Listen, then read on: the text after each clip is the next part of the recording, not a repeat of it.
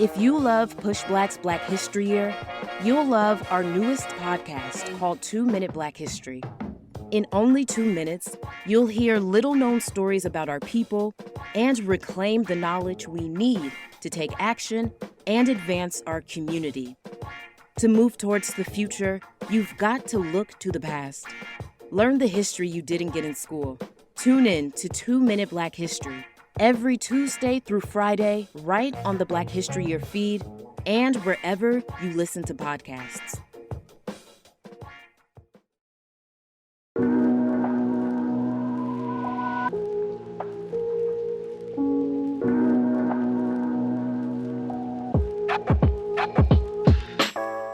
There's a hefty debt to pay for living in a black body.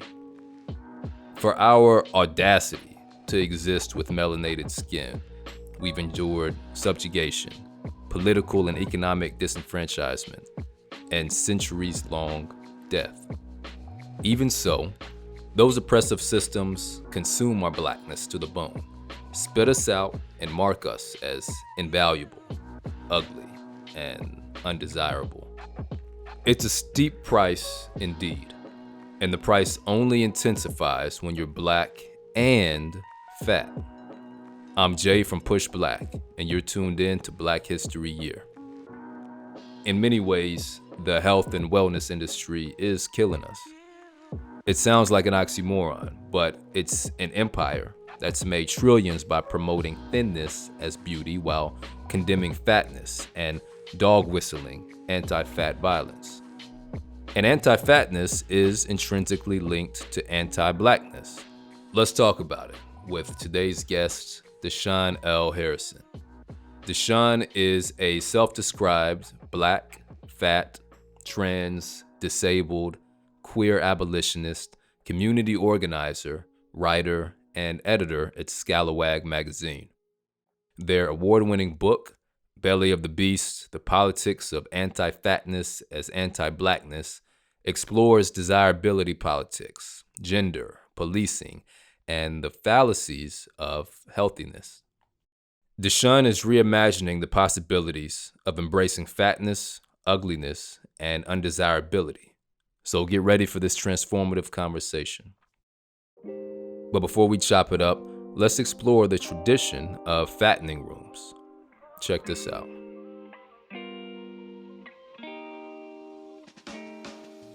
We've been taught that being fat is bad, but now scientists aren't sure. Recent studies have shown that being fat doesn't equal being dangerously unhealthy. But there's something else hazardous about fat culture, and it harms all of us. Historically, in Nigeria and some other communities, women preparing for marriage would go to fattening rooms. For months, they would eat to get fat, showing they were healthy, wealthy, beautiful, and ready for marriage. Through a Western lens, this seems concerning. In America, many believe being fat is destructive to one's health, but research shows this isn't always true. According to Scientific American, prejudices about fatness have trumped actual evidence in our view of weight and health. A study by the European Heart Journal discovered that physical activity is a much better predictor of health than weight. But there's another danger involving fatness, and it impacts everyone. Fat phobia, fear of fatness or becoming fat, is ingrained within our culture. Body shaming, which is historically anti-black, creates a culture that teaches us to police each other's bodies. This is dehumanizing and leads to everyone's healthcare being reduced to what we look like. Everyone deserves to live freely, including fat black people who want to live without shame or judgment. Whether fit, fat, skinny, thick, or however else we want to be, we can actively decide not to body shame ourselves or others, and instead love our bodies despite white society telling us to hate them. So we're going to start this off like we do every show, most important question is, what does Black liberation look like to you?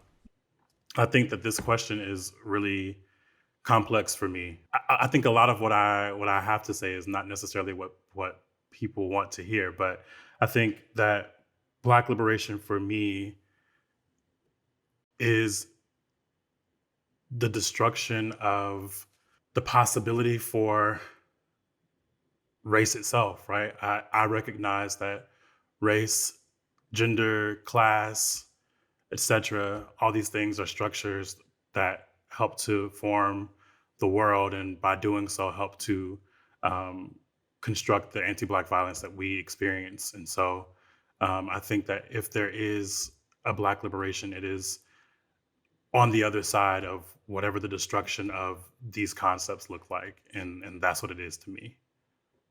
I don't think I've heard that definition before, so I'm intrigued and I want to dig in. So, when you say, for example, the destruction of race, can you dig a little bit deeper into what you mean by that? Yeah. So actually, what I think is perhaps more accurate is the destruction of whiteness by way of anti-blackness. And what I mean by that is, or when I say that, rather, I'm pulling on a particularly Afro-pessimist lens, which is to say that I think that there is a the way that the world is constructed, the way that we exist in the world is white over black, right? That the existence of whiteness is always and already defined over and against blackness and black people. And so when I say the destruction of race, I mean the destruction of a structure or a system or a category that necessitates black people being on the bottom always. The systems and the structures that put blackness at bottom or at the bottom are only able to function because blackness exists, because whiteness exists. It is the destruction of all ties that we have to this cultural understanding of blackness. And I know that that's like a really scary thing for a lot of us because so much of our identity is built around our blackness. And also, when you think about what that means or what it looks like, right? So much about what helps to define blackness for so many of us is that it's rooted in our subjugation, our oppression, how we're marginalized, and how we've been able to build relationships, build some sort of culture out of being subjugated. It's interesting hearing that, because I would agree to what point you made around, for many of us, Black identity being tied to the idea of the oppression and subjugation that has united us, and that being a core part of the consciousness. And I can understand why there would be a desire to be liberated from that. Are you familiar with the work of Alefi Asante in Afrocentricity? He describes two different types of consciousness, one being the oppression consciousness, which is more aligned with what I believe I'm understanding, hearing you describe. And then he describes the victory consciousness, which is an understanding of the ways that Blackness has been victorious for thousands of years, and the embracing of that in order to understand what we can do to achieve victory now and in the future. I'm curious if you're familiar with those frameworks and how that relates to the perspective you're sharing. Yeah, I am vaguely familiar. I do have quite a few friends who are Afrocentrists who are studying that in school currently, and we've had a lot of conversations about that. And yeah, I think that there is a lot of alignment between um, what I'm offering and what's being offered in that field. I also think that there's a clear distinction between the two, particularly because I think where I land is that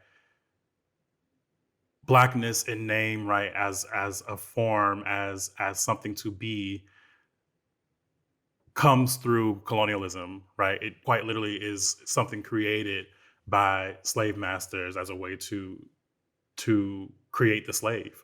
I think that I am very interested in not necessarily thinking about Blackness as something that can be reclaimed, maybe, and turned into something else, but rather that it is the foundation of it relies upon slavery, and if that is the case, trying to move away from that because none of us want to be the slave, right?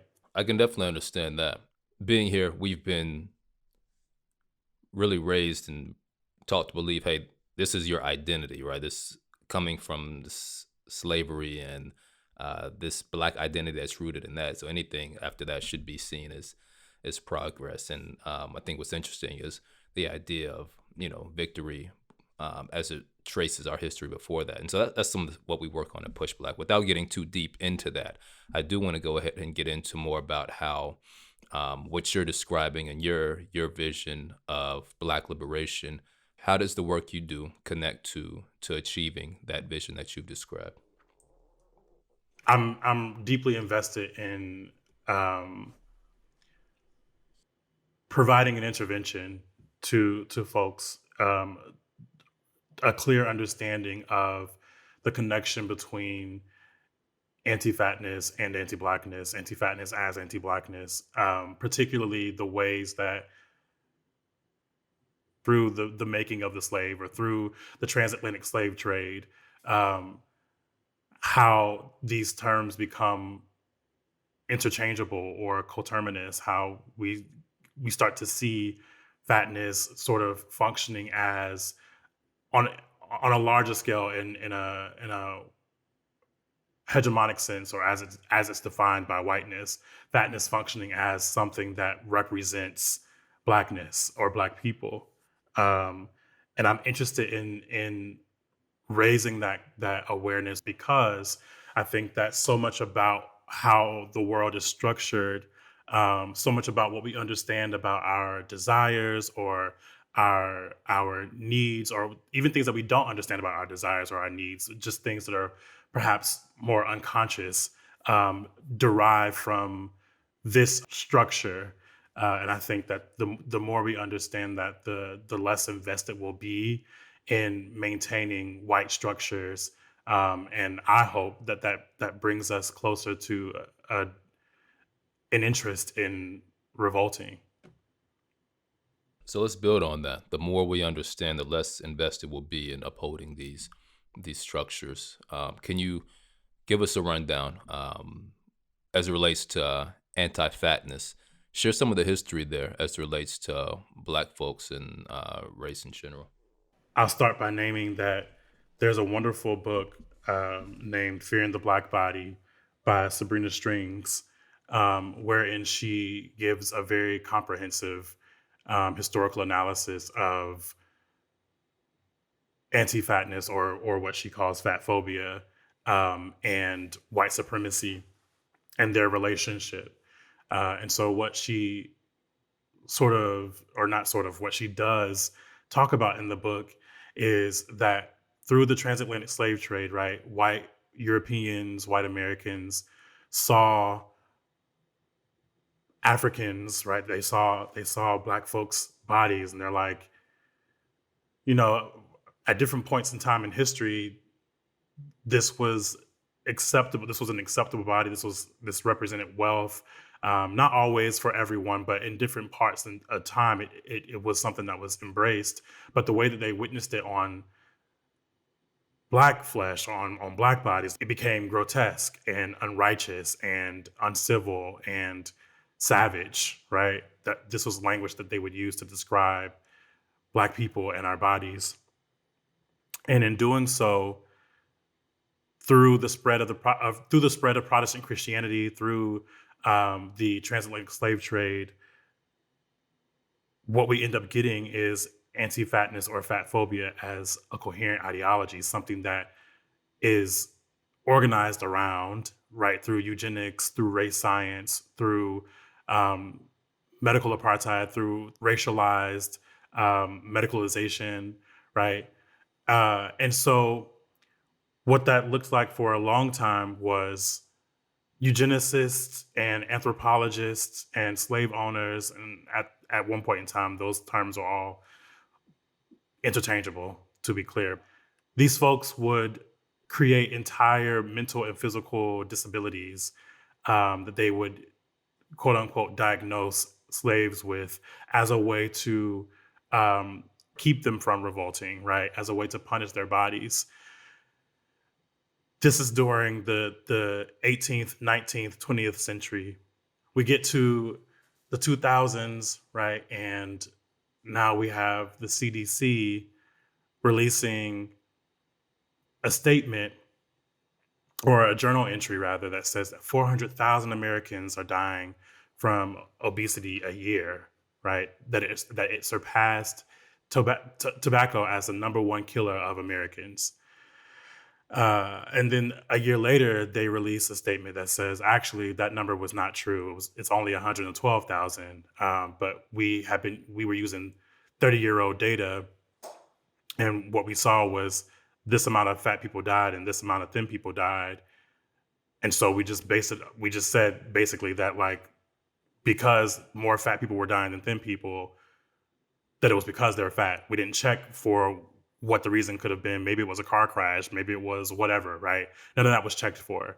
But by this point, in that year's time, the CDC and other government-funded medical industries and media had all benefited from this quote unquote war on obesity. And Black folks make up 12, 13% of the US population, but make up over half of America's fat population. That is not coincidental, right? The BMI, body mass index, was created by a white mathematician who was basing all of his findings off of French and Scottish white men. And he based those findings off of them and called it the perfect man. And everybody else was supposed to look like that. Most Black folks across gender spectrum, irrespective of their size, whatever, do not look like French and Scottish white men. But that has been a system that we've been using to determine who is and is not, quote unquote, obese for over 200 years. And so in the 2000s, right, that becomes an even heavier funded project that becomes the basis for how people are engaged in the medical industry in the US and outside of, but particularly in the US. And so the history of this, what this is to say is that there have been very clear targeted attacks on Black folks specifically by way of the size of our bodies, by the use of anti-fatness as anti-Blackness, this conflation of the two, and this need to discipline, punish, subjugate Black people by any means necessary.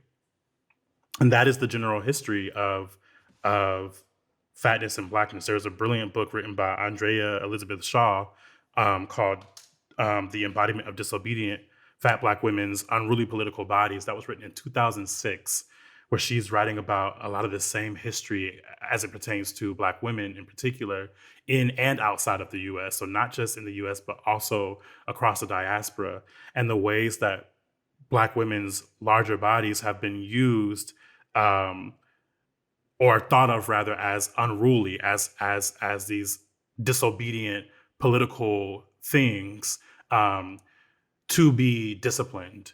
And so there's a very long history with the ways that anti-fatness functions as anti-Blackness or functions interchangeably with anti-Blackness. This means interrogating more deeply the types of Black folks being murdered by police, right? It looks like interrogating more deeply the ways that Black fat trans folks are having to pay 2 to 3 times more than our thin counterparts for gender affirming surgeries, right? It looks like interrogating the way that the medical industry, the diet industry, gym culture, all of these things sort of build multi-billion-dollar industries based on our desire to be thin because of what we're taught about fatness, about thinness, about abstinence, and this relationship between this medical science and Christianity. When you think about like Kellogg's cereal, right? A lot of us love different Kellogg cereals and we enjoy that. We a lot of us like oatmeal and things of that nature. But the foundation of Kellogg's was that it was created as a type of food that was supposed to be bland to teach folks how to be abstinent, particularly women, because there was this idea that if you could control what you ate and therefore control your weight, your size, what you looked like, you could control your sexual urges. There was this desire to push people into abstinence by way of Christianity through the use of bland foods, to discipline people into feeling shame around their urges both to eat and to have sex, right? So this is a very long history in and outside of the U.S. around food, weight, fatness, and Blackness. Yeah, it's a very concerted and complicated history.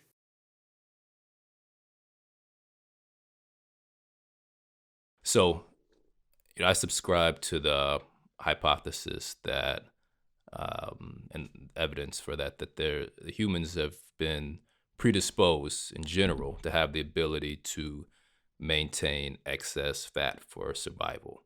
Like throughout human history, food shortages have been very common. So those who were able to store excess fat were better equipped to survive during those shortages, during those hard times. And this was, from my understanding, especially important for women who required a different type of energy from fat for pregnancy and nursing. So survival really depended on that. So certain societies across the world began to view excess weight as a sign, to your point, of health and prosperity, longevity, fertility, abundance, whereas to the point where a lot of places being thin was looked at as if something was wrong. It seems that across most societies, even, that those at the top sort of dictated what those beauty standards were when it came to that, whereas those who controlled the resources when there was food shortages could be seen as fatness or plumpness being this is the ideal.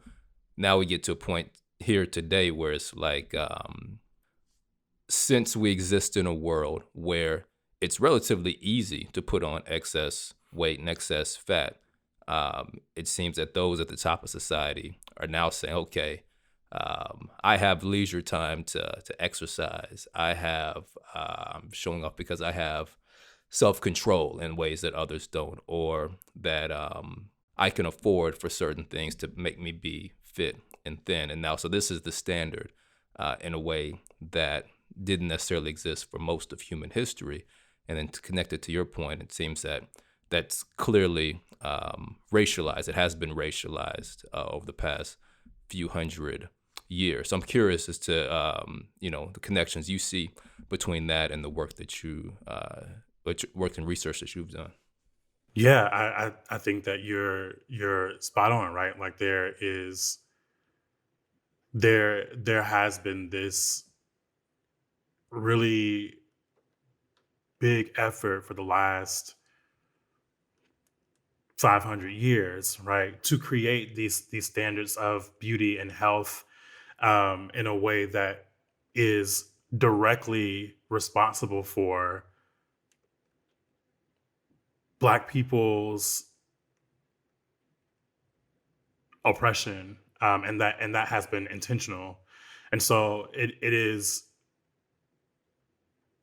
using science, using medicine, using government funding, using media to determine or to produce a narrative, that has not been true for most of human history. My work is less interested in trying to find what I think some would call a solution to fatness or whatever, right? Because I am of the belief that there is nothing wrong with fatness. My work is much more invested in trying to find a solution to these structures, these anti-fat structures that help to continue the subjugation, the marginalization, the oppression of fat folks, specifically and particularly fat Black folks, and the way that functions for different folks who are marginalized in different ways, right? So Black women, Black trans folks, Black queer folks, etc. I feel very aligned with a lot of that, and that for me, it's important to just be clear that a lot of times when we have these conversations, people, they get to the research and they're able to sort of stop at, okay, well, it's about food deserts and it's about things of that nature, right? That we, if we rid the world of capitalism, then all is well, right? Then people won't be fat. But the problem is not that people are fat because of capitalism, right? People have been fat for as long as people have existed. And yes, right, food deserts and all these things are absolutely issues, to be clear. But people there is no one way to look for people. And that idea that there is a very, very new concept. And I am interested in destroying that idea, in destroying the idea that fatness is something to be solved. I hear that, and I can understand that for sure. Not that it's something to be solved, but as you said, there's different ways of being, and what your work is attempting to do is explore ways to tear down the systems that prevent folks from being in their full selves in the way that they would prefer to be. Am I understanding that correctly? Right. Or at the very least, shining light on what those systems are. So let's get into the systems a little more. The concept of policing stands out when I read some of your work, and heard you speak in terms of how Black folks in fat bodies are policed to a different degree. What have you seen as relates to that? Yeah, this for me was a particularly important thing to write about, is a particularly important thing for me to write and talk about, because I've been someone who has been an organizer or engaged in political and social thought for 10 years now. And I've been on the ground. I've done a lot of organizing around police violence, police murders, police terror. And so much of it starts and stops at us being Black. And at some points it gets to, other identities. But I had never witnessed anyone actually sit and think out loud, at least, about who it was that we were witnessing on our screens, right? So not necessarily that every single person who was being murdered by police were fat, right? That's obviously not true, but that who we were witnessing as whose murders we were witnessing on the screen on repeat, right, was important to me to interrogate. And so in Belly of the Beast, I take the reader through a timeline from 2014 through 2020, starting with That's a great the title, by murder. the way. It just hit me. Sorry to interrupt. The Belly of the No, you're Beast. okay. Yeah, Thank that's you. incredible. Yeah, I'm sorry. Go ahead. Thank you.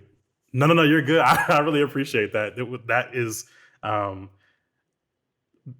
appreciate that because I am really big on wordplay and all the things. And so when someone actually appreciates that, It means a lot to me, so thank you. Yeah, thank you. That's great. But I take the reader through the years 2014 through 2020. In 2014, starting with the murder of Eric Garner, right? This was one of the most popular murders by police that we have witnessed in recent years. And then from there, we get from Eric Garner to Mike Brown to Tamir Rice, all in the same year.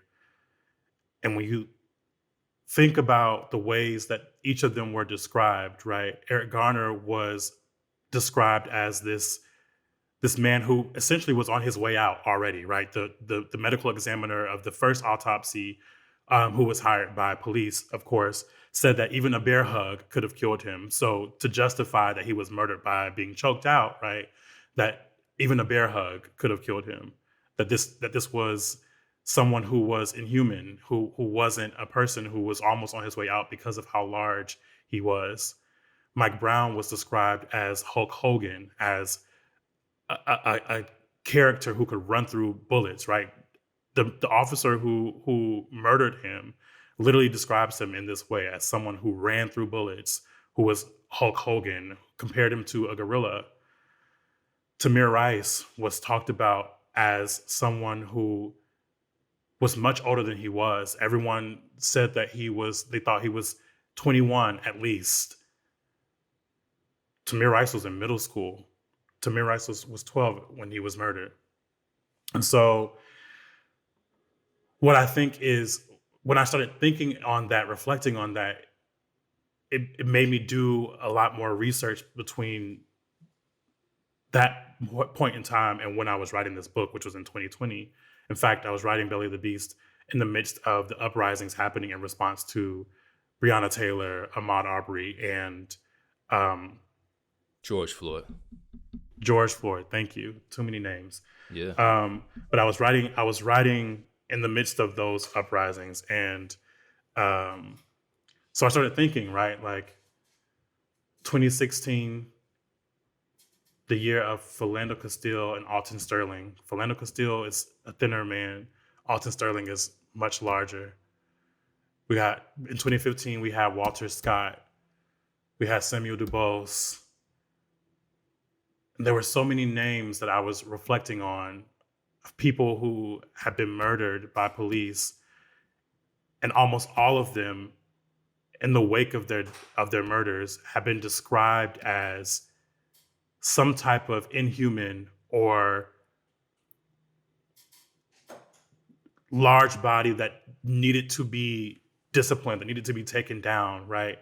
They leaned heavily on presumed medical issues that could have led to their deaths had they not been murdered by police, as justification for, or as a way to absolve police of murdering them. And that made me go back to slavery, right? It made me go back to chattel slavery in particular, and do more reading on how Black folks were being described by slave catchers, which, as so many of us know by now, were the original form of police in the US, along with white militias. And that is what helped me to arrive at this analysis that fatness plays a significant role in how Black folks are, in particular, are policed. Even Black folks who we wouldn't necessarily read as fat, because of the ways that our bodies are engaged or thought of under the white gaze, right? It is what happens with Black children and how they're able to be adultified at 8 years old, right? How Black girls become Black women to so many people, how Black boys become Black men to so many people. Mike Brown had just graduated high school. Tamir Rice was 12 years old, but they were described as much, much, much older and much larger than they actually were, as people who possessed superpowers, right? Even in the Tamir Rice case, the man who initially called 911 about seeing Tamir Rice in the park with what he thought was a toy gun. He named that to the dispatcher. He said he looks like a juvenile. And then in his questioning, he said, well, I don't know. He could have been at least 20. So I say all that to say that we don't necessarily think about fatness as something that plays a significant role in how we're policed. But I know as someone who has always been larger in size, the ways that my mom, my family have always talked to me in particular about police has always been in a way where I've been asked to shrink myself, right? I've been asked to make myself smaller in whatever ways that I could because of my size, right? Because of how police would see me as a threat because I am larger in size, taller and fatter, right? So as I reflected on these murders, as I reflected on the history of slave catching and the ways that anti-fatness becomes a coherent ideology through the making of the slave or through anti-Blackness, all of that to me began to function as very clear evidence, or at least something to begin to theorize around between the ways that police work and how they interact with Black people, even those of us who we wouldn't describe as fat, because of how we are always already seen as larger and as inhuman, and therefore as beasts or something to be taken down, something to be caged, something to be euthanized.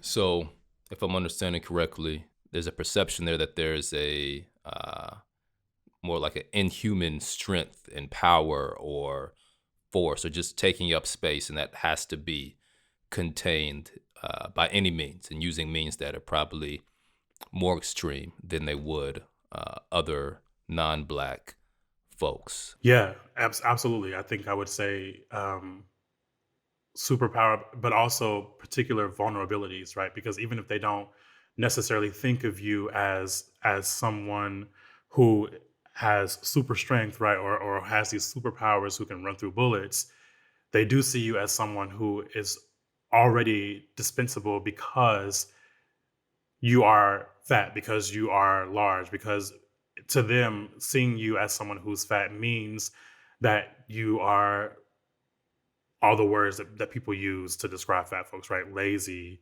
burdensome, undisciplined, grotesque, all these things that are used to describe fat folks. Yeah, the beast, exactly. And so even if you aren't superhuman, you have particular vulnerabilities that make killing you justified. So I'm also interested in the health aspect. So this is sort of where I have, I guess, trouble understanding some of the arguments that relate to the anti-fatness. It seems that there is an argument that the data and the research is sort of, there's some inconsistencies in it, but there's other work that seems to be inconsistent in terms of at a certain point, folks are going to be at a higher risk for certain things. But then there also seems to be an emphasis, if I'm understanding your work correctly, that it's not necessarily about health. And I'm going to quote something here from an excerpt of your work. It says, but health doesn't have a universal look, and it's never about mental or spiritual health. The reality is that none of us will experience 100% health because we're all navigating different things as marginalized people, as people who are oppressed. That won't ever keep us 100% happy with our mental, or 100% happy with our physical, or 100% happy with our spiritual selves. So I'm not as invested in my health as I am in feeling good in my body. So I'm curious if you can unpack that a bit in terms of where the focus of your work lies as relates to combating anti-fatness and bringing awareness as it relates to health. In that excerpt, I'm pulling on the definition largely used to describe health, which is defined by the World Health Organization, which says loosely, this is not verbatim, but says loosely that health is defined by people who are mentally, physically, and socially safe. So what I'm arguing is that as Black folks, there is no way to be mentally, physically, and socially safe or well in an anti-Black world. It's impossible, right? If police can murder us in our sleep while we're lying in our beds, right? If folks can be murdered on the streets, right? If doctors don't engage us, or if we are too poor to be able to afford seeing a doctor in the first place, right? If there are all these circumstances that keep us from any possibility of safety and wellness, then we are already outside of the realm of possibility for how health is being defined. So I am much less invested in trying to find a way to be healthy in that way, right? And I'm much more invested in finding ways to feel good in my body, which is to say that there is no one size fits all way of being. A lot of times, people will say that fat folks are at a higher risk for particular conditions or disabilities. And what a lot of research has found is that a lot of fat folks are not even being engaged properly by medical professionals to even know what it is that they are or are not at risk of, right? That if the solution that doctors offer to fat folks for every single thing that we experience is to lose weight, then our actual illnesses, our actual needs are never actually being met. They're never actually being considered. And if that is the case, then we are also always outside the realm of possibility for care and for health, for wellness, for safety, because we're not being fully considered by the people who are supposed to be caring for our wellness, our safety, and our health, right? And I think that that is also really important because a lot of data that has been used to sort of push this narrative that fat folks are at larger or are at higher risk for certain conditions, particularly Black people, right? Black people are said to be at higher risk for hypertension and high cholesterol and all these things. But the data doesn't actually go into what is causing these issues, right? It doesn't consider the environment in which we live. It doesn't consider the ways that the stressors of living in an anti-Black world plays a significant role in how our body responds to that stress, right? It doesn't consider that Black folks across the diaspora, not just Black Americans, but across the diaspora, have always and will always eat differently than white folks, right? But we're pushing this idea that like the only way to eat is to have quinoa and kale and spinach and remove all the foods that feel like home to you from your plate.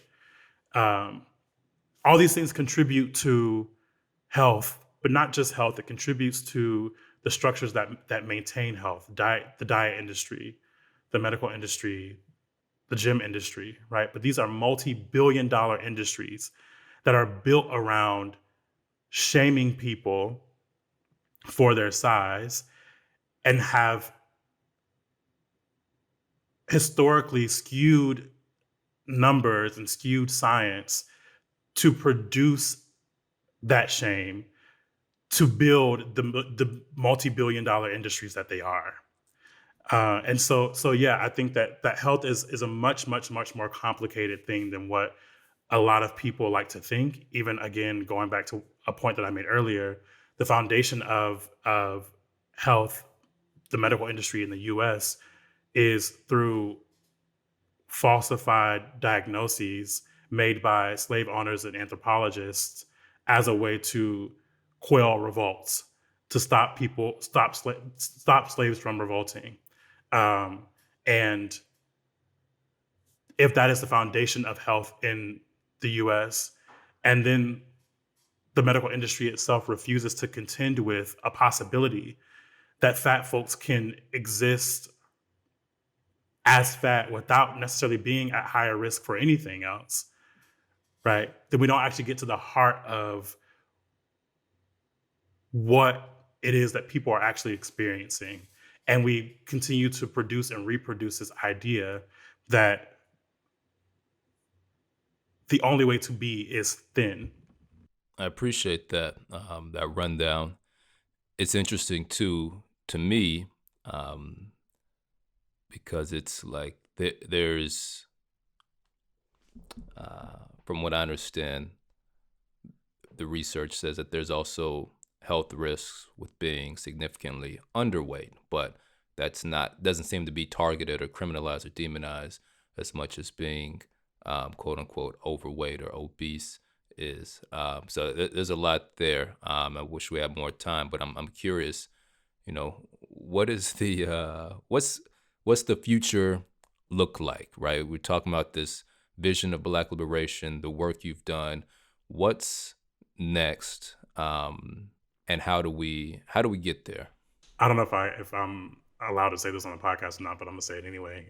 I think that it's a liberated podcast. Help yourself. Right. I think that what the answer always is for me is that the end goal for me is always revolution, right? It's always direct conflict with the state. That is what's next. And I think that how we get there is the $1 million question, because I think that so many of us are way too held up in a lot of other things to even start thinking about how we get there. But we don't get there without a collective front, right? We don't get there without us having a shared understanding that revolution is the answer, that revolution is the goal. But what I also think is true is that if we are always beholden to our desires, if we are always invested in different ways in being in closer proximity to whiteness, which is to say in being in closer proximity to, or rather by way of thinness, by cis sexism, by heterosexism, by misogynoir, by all these things, right? If we are wanting to be in close proximity to whiteness and we're beholden to that, then revolution is already always an impossibility. And so what I hope is that if I have hope for anything, I hope that we all develop a deeper commitment to divesting from those desires consciously, right? I think unconsciously, that's a different conversation, but consciously divesting from these desires to be in closer proximity to whiteness by way of upholding anti-Blackness. And hopefully that pushes us closer to this understanding that revolution is the goal and is the answer.